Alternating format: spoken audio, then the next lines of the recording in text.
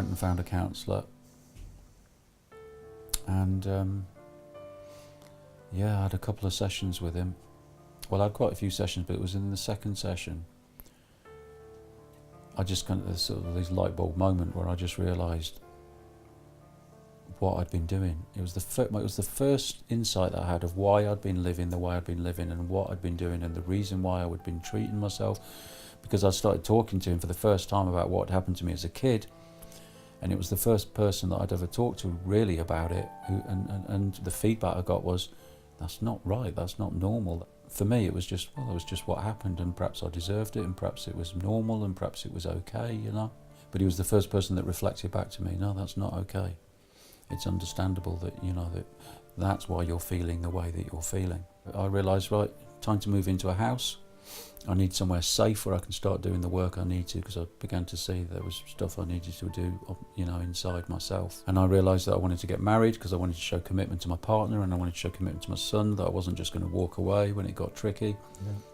And I decided I wanted to start helping people. I wanted to be able to do what the counsellor had done for me. Wow. It was sort of the first time that I felt I'd experienced love. Wow.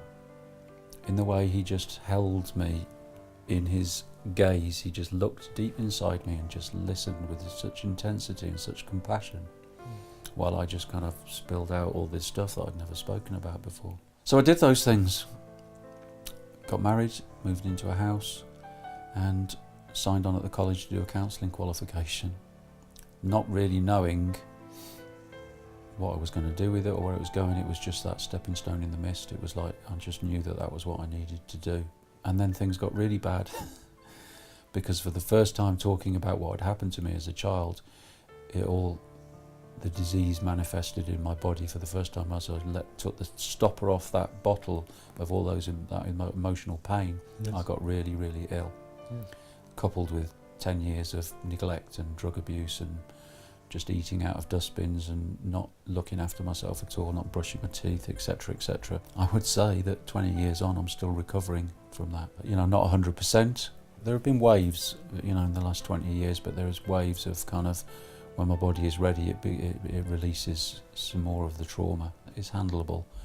And all the time what's happening in the background is I'm just doing my best to be able to make more and more of a positive difference in the world, and that's what fuels me, and that's what lights me up, and that's how I get my kicks. And nothing touches me more than when a young person comes up to me after a talk. I did a talk recently in some, a hostel for homeless young adults, and the boy came up to me afterwards. He's 17 years old and said, you know, I just can't tell you how much your story has touched me. He said, I've given my drugs to my project worker, I'm throwing them away, I don't need them anymore. My life starts today.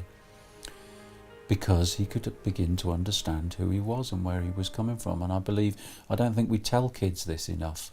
If we just shared our story, they can relate to it in their own way. They don't need me to psychoanalyse them, or, you know what I mean, or explain the theory behind it. It's just, I share my story and they go, that's why I'm feeling like this, and this is what's happening. And it's the beginning of something for them, you know? It's the beginning. Miguel, you're a very powerful being. You're a very powerful being.